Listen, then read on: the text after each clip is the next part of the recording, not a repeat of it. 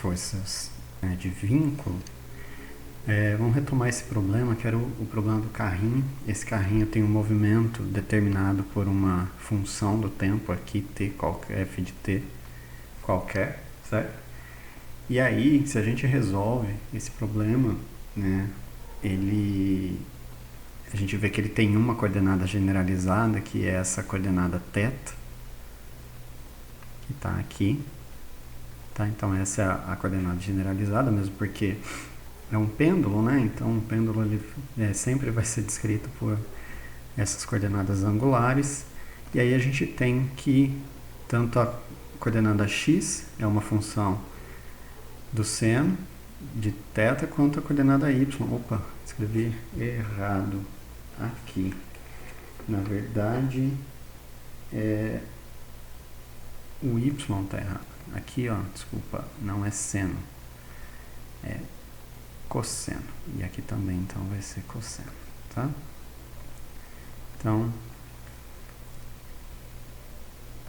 cosseno, cosseno, tá? Então, o x é uma função do seno de θ e o y é uma função do cosseno de θ.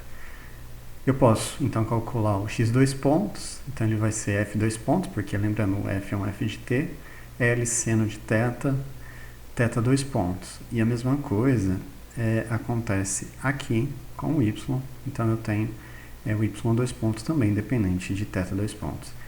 Essa aqui é a solução para esse problema, tanto que se a gente notar que se o f for ou constante, certo? Ou seja, se ele for um referencial inercial, ou nulo, então eu recobro o pêndulo simples. Isso é interessante, né? Porque por mais que a gente comece a nossa história escrevendo em termos das coordenadas de um referencial inercial, qual que seria esse referencial inicial? Seria x e y.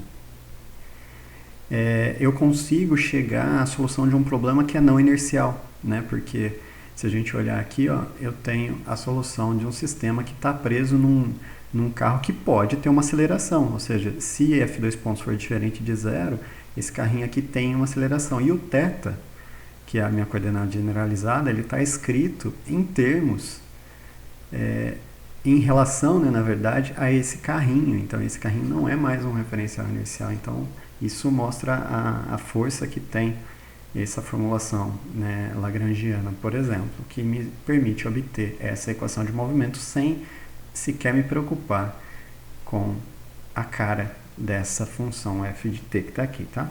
Então, quem que é a força de vínculo que a gente gostaria de recuperar? Se a gente for pensar, a força de vínculo vai ser a tensão nesse fio, certo? Então, a tensão nesse fio aqui, ela vai ser a força de vínculo. Conforme a gente estava conversando, então essa tensão, ela pode ser escrita como sendo a derivada do momento, né? M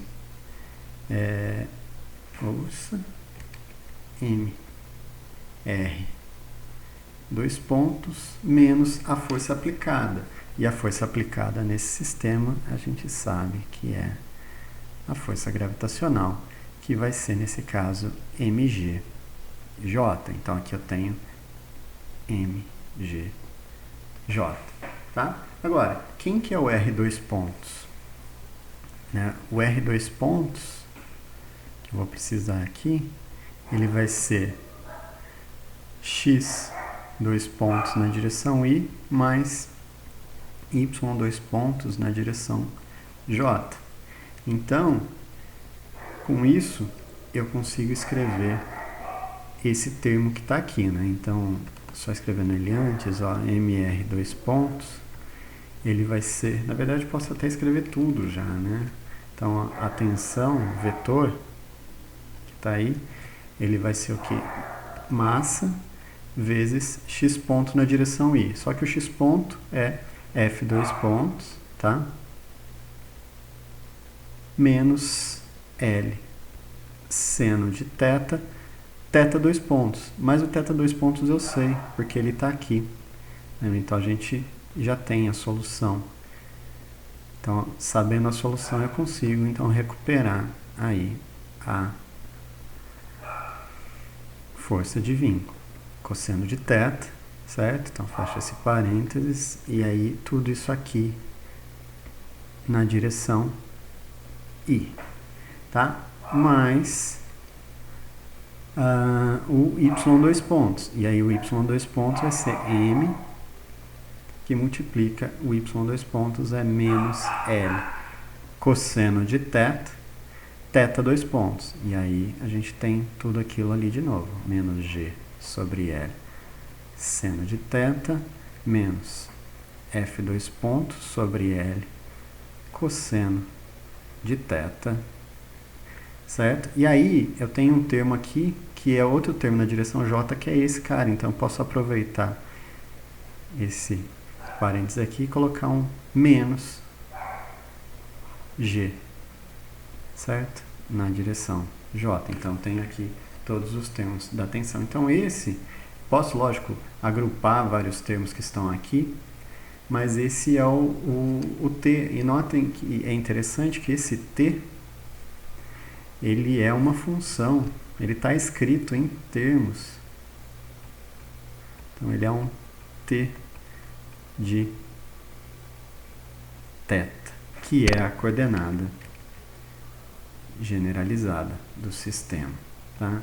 Então, ou seja, eu tenho o valor dessa tensão para qualquer um que seja, qualquer ângulo que eu tenha aqui. Agora, quando esse sistema estiver aqui, por exemplo,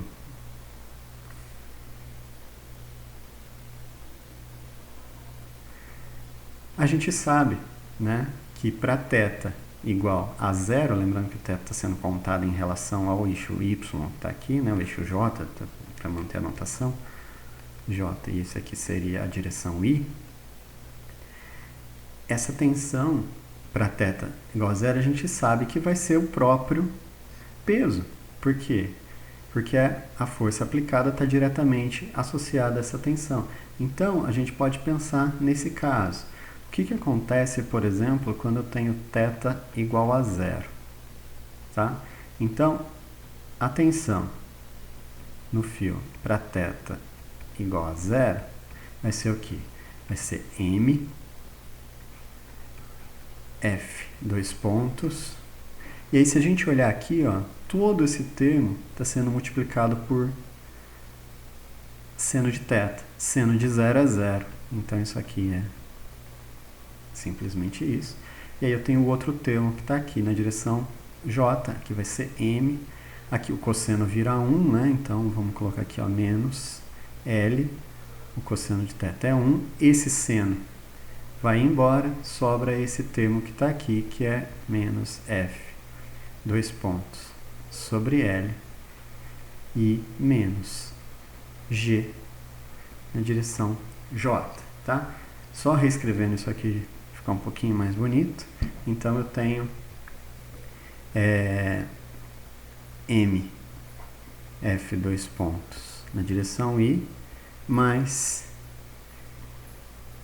M, menos com menos aqui é mais, F, dois pontos, menos MG na direção J. Então note, depende ainda da cara dessa função f, mas vamos supor que o f seja constante, sei lá, f de t, vamos assim, igual a um f0, certo? Uma função constante aí. Então, já o f' de t, f ponto t, é zero. E aí, consequentemente, o f dois pontos é zero. Ou seja, se esse carinha for um referencial inercial, note que se ele não for um referencial inercial, vai aparecer um termo na tensão devido ao movimento. Então, é o que a gente chama, por exemplo, de uma força fictícia, né? Lembra de uma força, pode ser força centrífuga e tal. Esses termos surgem do fato de a gente não estar considerando um referencial inercial. No caso de referenciais inerciais, que é o caso, tá? Então, referencial inercial, tá? Ou ele é constante, ou ele depende de uma velocidade, ou seja, o f ponto seria diferente de zero aqui, mas constante no tempo. Então, sempre que o f2 ponto fosse zero, Então, a gente tem qual situação? Que essa tensão T vai ser igual a menos mg na direção J. Tá? Então, a tensão ela se opõe ao peso do corpo. Tá? Então, com isso, a gente vê que é possível a gente obter o T. E outra, de forma até bastante genérica, eu tenho aqui, por exemplo, o T em função tanto da derivada segunda aqui no tempo da função f de t e em termos do ângulo, né? Então a gente consegue mapear toda essa tensão, tá? Então, coisa que seria bastante complicado da gente fazer, por exemplo, usando a mecânica newtoniana, mesmo porque esse não é um referencial inercial, né? Esse é um referencial não inercial, tá?